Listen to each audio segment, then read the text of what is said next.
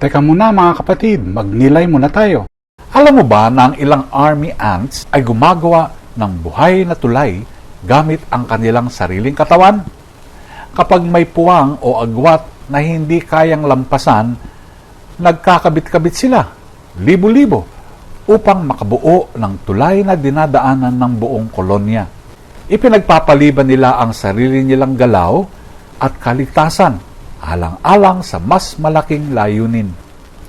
Sa Genesis, isang kahangahangang bagay ang ginawa ni Abraham.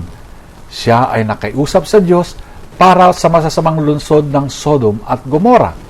Paulit-ulit niyang hiniling sa Diyos na huwag ituloy ang kaparusahan kung may ilan lang na matuwid. At nakinig ang Diyos. Hindi lang habag ni Abraham ang naipakita rito, kundi isang Diyos na kayang maantig ng taimtim na pananalangin.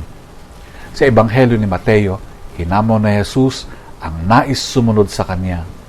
May lungga ang mga asong gubat, ngunit ang anak ng tao ay wala man lang mahimlayan. Ang pagsunod sa Kanya ay nangangahulugang pagsuko ng ginhawa, routine, at minsan maging ng lohika. Tinatawag tayong maging buhay na tulay para sa iba.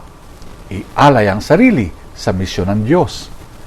Tulad ng mga langgam, tinatawag tayong maging koneksyon para sa iba. Mula sa kawalang pag-asa, patungo sa pag-asa. Mula sa kasalanan, patungo sa biyaya.